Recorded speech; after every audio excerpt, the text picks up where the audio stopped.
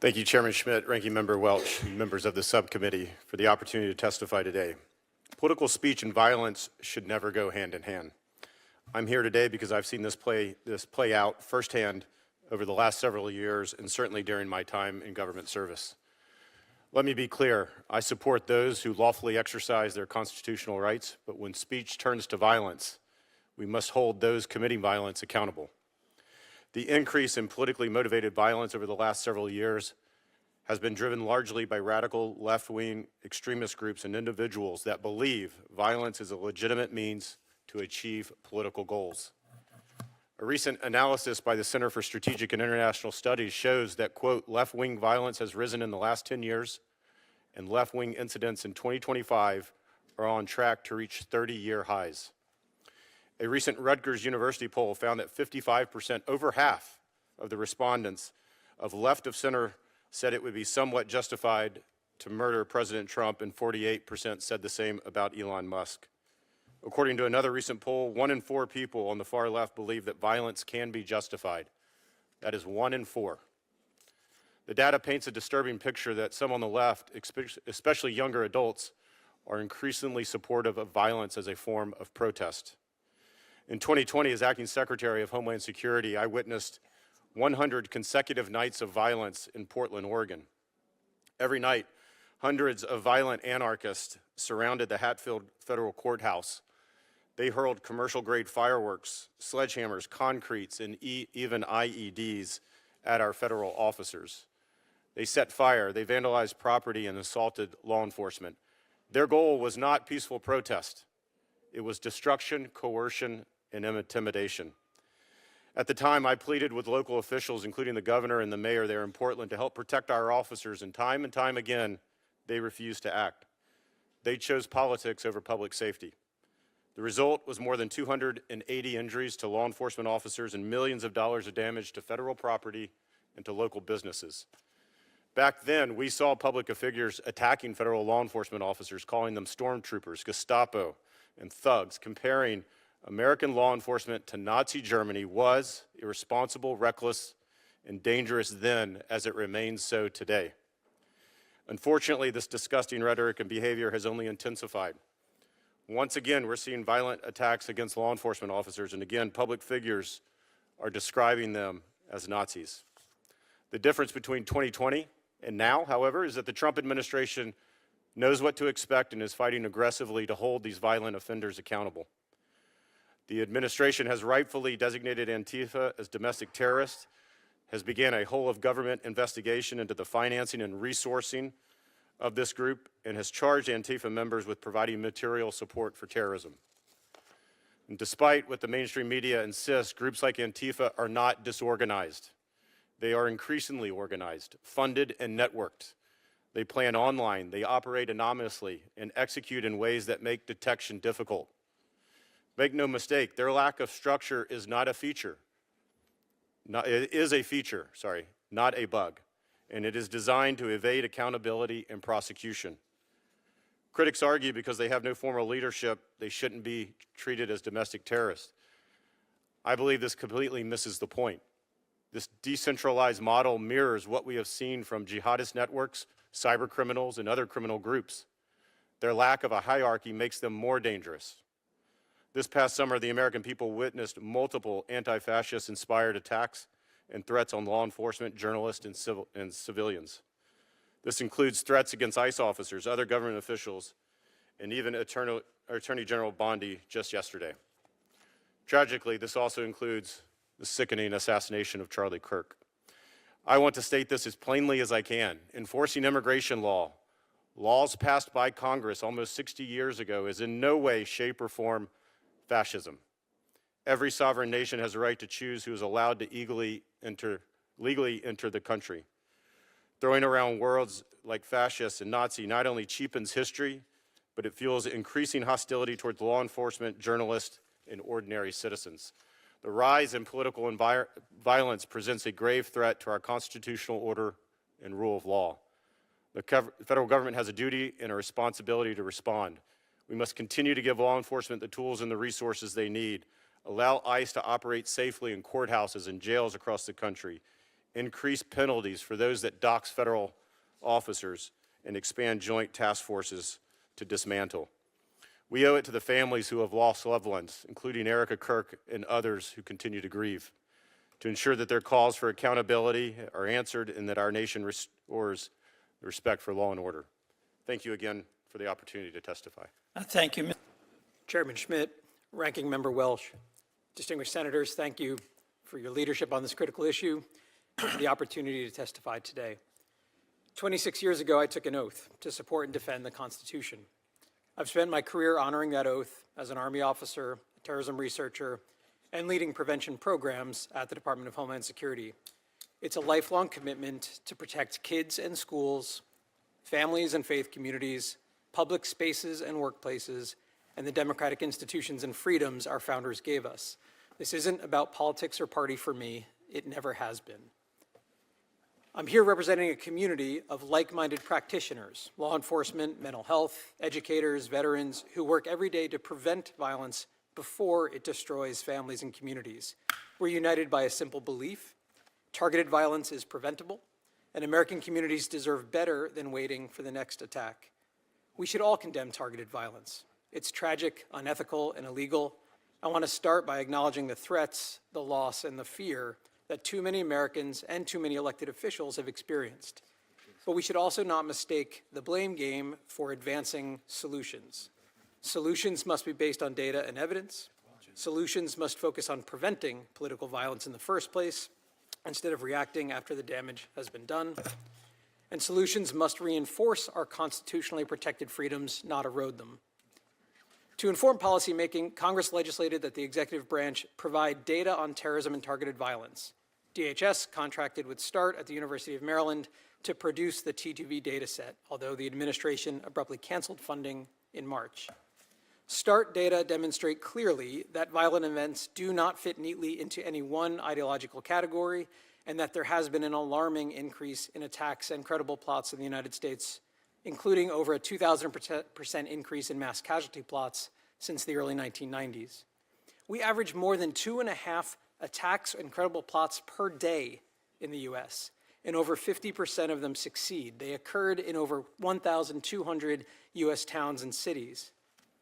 This year, compared to last year, terrorism events are up 67% and fatalities are up nearly 150%. Americans are dying from ISIS-inspired, white supremacist, anti-Semitic, anti-government, anti-vax, anti-law enforcement, and nihilistic attacks. So these data highlight 3 challenges that we need to solve for. The volume problem. With 2.6 events per day, we are at risk of accepting targeted violence as inevitable. It is not. It is preventable. The structural gap problem. These plots succeed 55% of the time. The structural gap is due to appropriate limitations placed on criminal justice investigations to protect privacy, civil liberties, freedom of speech, and freedom of association. So we can't fill the structural gap with criminal justice-only solutions and maintain the freedoms enshrined in our Constitution. And third, the reality is that targeted violence manifests in many different forms of terrorism, hate crime, and school shootings. Any approach that only addresses one manifestation will be both operationally ineffective and fiscally inefficient. At DHS, I led prevention programs that partnered federal resources with local teams, sheriffs who knew their counties, schools who knew their students, mental health professionals who knew their patients, pastors who knew their congregations. Local Americans protecting local communities. This allowed us to engage in early interventions that addressed all of the challenges I mentioned. Volume, we supported nearly 1,200 interventions for people on the pathway to violence. 0 committed violence while in the program. We filled the structural gap and bridged to public safety. In 94% of the cases, the individuals received support from mental health professionals, social workers, or other helping professionals. 6% were referred to law enforcement. Most of the individuals, 70%, were not yet self-medicating on any one specific ideology when they came to us, just angry, isolated, and struggling. And yet, without indexing our programs on any one ideology, the intervention succeeded across all ideologies, making this approach both effective and cost-effective. Nearly 1,200 people at risk of hurting themselves and others. But before families had to bury loved ones, we invested in prevention instead. Political violence threatens our constitutional order, but not just the violence, also how we respond to it. Whether we choose to do what works, quietly investing in scaling up prevention efforts, or we feed political polarization that makes Americans less safe and erodes our Constitution. Americans deserve, and the Constitution demands, the former. Thank you. Chairman Schmidt, Ranking Member Welch, and all the members of this committee. The ranking member suggested that we condemn political violence, which surely we must all do. But then he suggested that we not try to pinpoint exactly which side the violence comes from. This seems to me confusing and misbegotten, as one cannot solve a problem if one does not know where the problem lies. In light of the murder of my friend Charlie Kirk by a leftist assassin, I am gratified to see that at least some members of our federal legislature are now confronting the consistent and escalating pattern of left-wing terrorism in the country. Lest I be accused of partisan invective, on September 23rd, no less an emblem of American liberalism than The Atlantic magazine published an article citing a recent study from the Center for Strategic and International Studies, admitting that the left is more violent today than the right. Less honest liberals, including members of Congress, continue to deny this fact. Democrat Congressman Seth Moulton, for example, reacted to Charlie's assassination by blaming the right. Congressman Moulton claimed that 3/4 of political violence in the United States comes from the right, while only 4% comes from the left. That claim struck me, as it probably does many of you, as suspect. So I looked into just a few recent examples that came to mind of prominent left-on-right violence. The Covenant School Massacre in Nashville, in which a trans-identifying shooter murdered Christian school children after outlining her ideological motivations. According to authorities, there was no ideological motive there. Go figure. The Black Lives Matter riots, overtly leftist demonstrations that left dozens of people dead and over $1 billion worth of property damage. Likewise, those fail to show up on registers of left-wing political violence. Even an attack by Antifa that targeted me personally, as well as conservative college students for our political views, appeared in official records and data sets as nothing more than obstructing law enforcement. It turns out the left commits relatively little political violence when you don't count the political violence that the left commits. I am here today to speak about that single illustrative incident. On April 18th, 2023, I was invited to participate in a debate at the University of Pittsburgh on the topic of transgenderism. Before the debate, several hundred left-wing protesters gathered outside the Student Center, many dressed uniformly in black with face coverings. They lit the street on fire while burning me in effigy with a little Hitler mustache painted on my face. All because I hold the view, as most Americans do, that men cannot become women. Buildings in the area were placed on a soft lockdown. As the Pittsburgh Bureau of Fire put out my burning effigy, an Antifa operative named Brian DePippa, hiding behind his wife, Crystal, rolled 2 smoke bombs under police barricades. Attendees scattered while demonstrators chanted, "Fascists go home." DePippa then threw a lit firework into a group of police officers protecting the building. The explosion injured several officers, including severe and life-altering injuries to a female officer. The debate was forced to end early after campus police determined that the protests outside were becoming even more destructive. The campus issued a safety emergency notification. Despite popular efforts to deny the existence of organized left-wing terrorism, Brian and Crystal DePippa were not merely 2 citizens protesting a speaker with whom they disagreed. Things just got a little out of hand. No. They are members of an extremist cell, a cell that meets at an anarchist bookshop, the sort of venue that operates as training grounds for left-wing terror attacks. Brian DePippa repeatedly set off TSA screeners for explosive material on his body. The Torch Antifa network has claimed the DePippas as members and raised money for them through a tax-exempt nonprofit organization. Imagine. Thanks to a courageous FBI agent who happened to be on the scene, the Department of Justice was impelled to bring charges. Unfortunately, our justice system gave them only a slap on the wrist. I think we should all be able to agree that throwing an explosive at a group of people is no mere minor indiscretion. That is a very serious crime. That's attempted murder. the kind of crime that merits life in prison. Instead, our justice system sentenced Brian DePippa to minimal jail time for obstructing law enforcement. His wife got off with probation.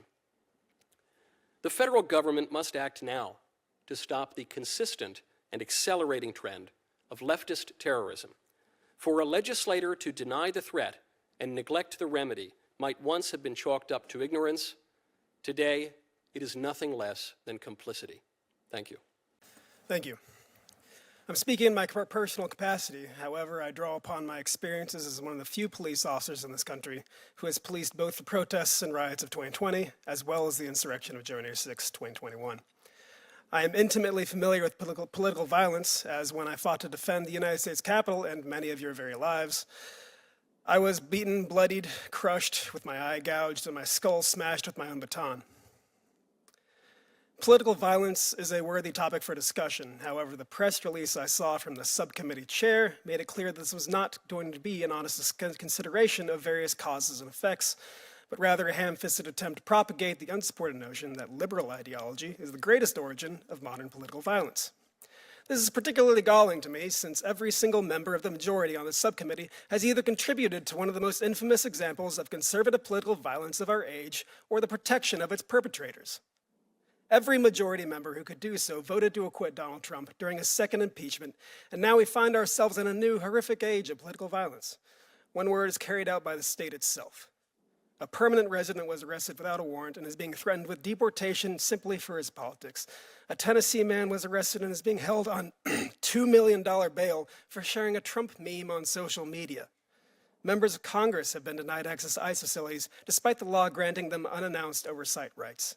These detentions and prohibitions are all grounded in the threat of deadly force and violence, are absurd or outright illegal, and politically motivated by right-wing ideology.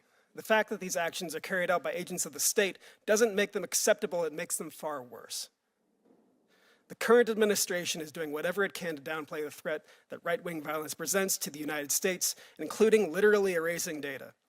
Between September 12th and the 13th of this year, the Department of Justice deleted their own study from their website, which came to the conclusion that right-wing extremism poses a much greater threat than left-wing extremism. I quote now the opening paragraph of this National Institute of Justice report published just last year.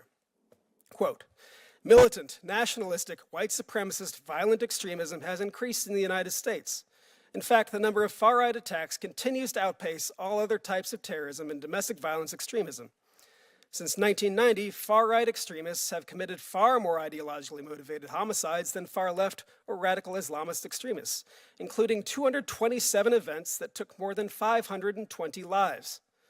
In this same period, far-left extremists committed 42 ideologically motivated attacks that took 78 lives. A recent threat assessment by the U.S. Department of Homeland Security concluded that domestic violent extremists are an acute threat and highlighted a probability that COVID-19 pandemic-related stressors, long-standing ideological grievances related to immigration, and narratives surrounding electoral fraud will continue to serve as a justification for violent actions. There will always be those who seek to further their own political agenda through extra-legal violence, and that is what law enforcement is for. But to reduce the risk of the population at large from falling into radicalization, the solution is simple. It's unfettered democracy. One of democracy's greatest assets is how, when unsullied, it provides a mechanism for everyone to have their voice heard. And when people believe their government speaks for them in some manner, then they're less apt to seek violent means to accomplish their political agendas. So make voting easier, not harder. Stop gerrymandering people into oblivion.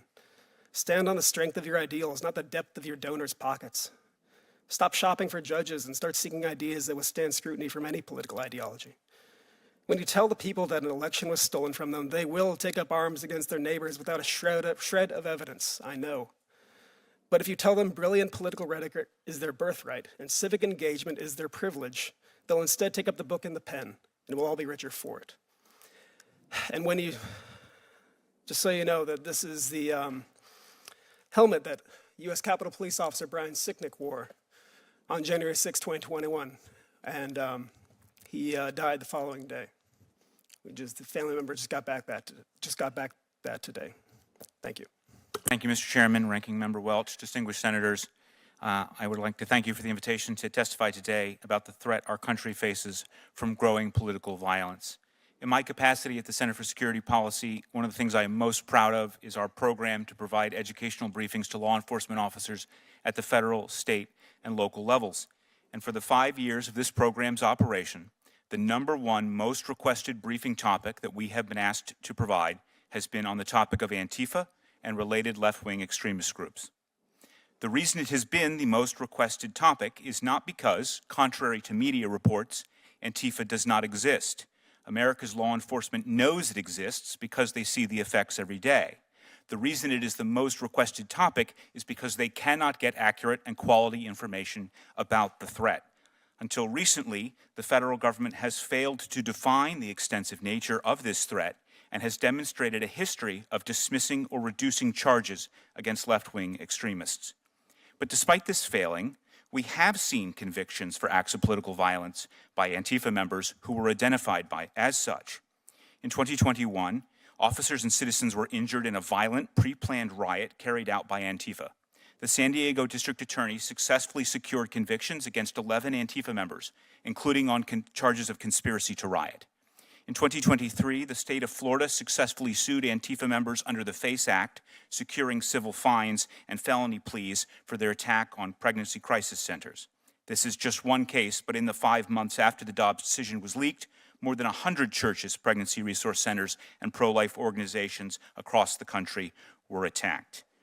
Mr. Knowles has already mentioned the case against Brian DePippa and the federal government's guilty plea, but I think it is worth adding that Mr. DePippa was also the web creator for It's Going Down, an Antifa website which has for years published both ideological manifestos and tactical instructions for aspiring Antifa members, including a 2007 Forming an Antifa Group manual, which I first brought to the attention of this committee when I testified before it in August of 2020. But what is Antifa? Well, as a recent Department of Justice indictment accurately describes, quote, Antifa is a militant enterprise made up of networks of individuals and small groups ascribing to a revolutionary anarchist or autonomous Marxist ideology, which explicitly calls for the overthrow of the United States government, law enforcement authorities, and system of law. Antifa adherents have espoused insurrection and advocated violence to affect the policy and conduct of the U.S. government by intimidation and coercion. That's a good working definition, which would bring U.S. law enforcement into line with the definitions which are utilized by other Western governments, which also have an Antifa threat. That would include Germany and Sweden. These networks of small direct action groups are connected through ideologically aligned organizations, online platforms, and support networks, which provide significant amounts of material support. But much of this material support is in the form of services rather than financial transactions. One example, the website Abolition Media posts communiques from the PFLP, the ELN, the PKK, and the MPA, all of them designated communist terror groups. That alone is actionable material support for terrorism.